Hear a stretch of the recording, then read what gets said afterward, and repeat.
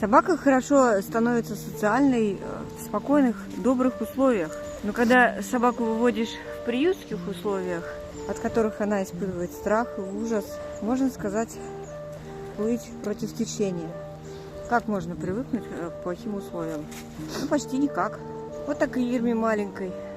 Каждый раз ее социализируешь, она каждый раз все равно продолжает опасаться, бояться.